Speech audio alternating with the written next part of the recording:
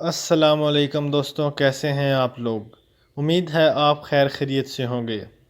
دوستوں، آج کی ویڈیو میں ہم پاکستانیوں کی موسن ڈاکٹر رت فاؤ کے بارے میں بات کریں گے۔ ویڈیو میں آگے جانے سے پہلے آپ سے گزارش ہے کہ ہمارے چینل انسنی تاریخ کو سبسکرائب کریں، ویڈیو کو لائک کریں اور ویڈیو اینڈ تک ضرور دیکھیے گا۔ 1963 میں ڈاکٹر رت فاؤ نے پاکستان میں پہلی مرتبہ کراچی کے علاقے بنس روڈ پر جزام سینٹر کی بنیاد رکھی اور فیصلہ کیا کہ جھونپڑی پٹی میں موجود کوڑ کے مریضوں کو ہسپتال منتقل کیا جائے گا۔ اس زمانے میں کوڑ کے مریضوں کے پاس جانے کو بھی خطرناک سمجھا جاتا تھا، اس لیے مریضوں کی منتقلی کا کام رات کی تاریکی میں کیا جاتا۔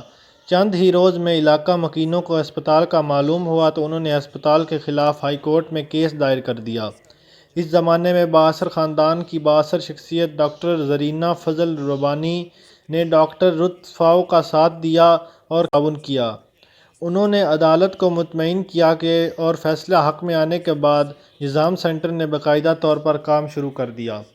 دوستوں، ڈاکٹر رت فاؤ نے مشاہدہ کیا کہ کراچی کے جزام سینٹر میں ملک بھر سے مریض آنے لگے ہیں، جس کے بعد انہوں نے 1965 میں مقامی لوگوں کو تربیت دینا شروع کر دی اور خاص طور پر خیبر پختونخوا اور شمالی علاقہ جات سے تعلق رکھنے والے پیرا میڈکس کو کوڑ کے علاج تربیت دی۔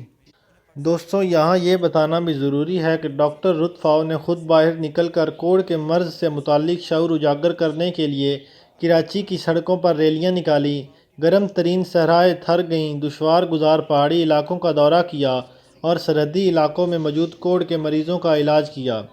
دوستوں، سادہ سے کپڑوں میں ملبوس اور مشرقی روایات میں ڈھل کر ڈاکٹر رت فاؤ ٹوٹی پھوٹی اردو میں مریضوں سے بات کیا کرتیں اور پاکستانی زبانوں پر عبور حاصل نہ ہونے کے باوجود وہ مریضوں کی بات سنا کرتیں اور جب وہ کوڑ کے مریضوں کو ہاتھ لگا کر علاج کرتے دیکھتے تو لوگ حیرت زدہ ہو جاتے۔ ملک میں کوڑ کے مریضوں کے خاتمے اور فلاحی کاموں میں بڑھ چڑھ کر حصہ لینے پر حکومت پاکستان نے انہیں 1969 میں ستارہ قائد اعظم کے ایوارڈ سے نوازا اور اس وقت کے صدر جنرل ضیاء خان سے میڈل وصول کیا۔ دوستوں، ڈاکٹر رت فاؤ نے 1975 میں خیبر پختونخوا، 1976 میں بلوچستان اور 1984 میں گلگت بلتستان میں جزام سینٹر کھولے۔ 1986 میں عالمی ادارہ صحت نے کوڑ کے مریضوں کے لیے ملٹی ڈرگ تھراپی متعارف کروائی، جو اس مرض پر قابو پانے کے لیے سود مند ثابت ہوئی۔ دوستوں، لاکھوں مریضوں کے چہروں پر مسکراہٹ بکھیرنے والی ڈاکٹر رت فاؤ 10 اگست 2017 کو طویل علالت کے بعد انتقال کر گئیں۔ افسوس، ایسے لوگوں کو ہم نکال کر بعد میں بھول جاتے ہیں۔ ہمارے نصاب تعلیم میں ایسے ہیروز کے لیے کوئی جگہ نہیں جو ہماری زب و حالی کا منہ بولتا ثبوت ہے۔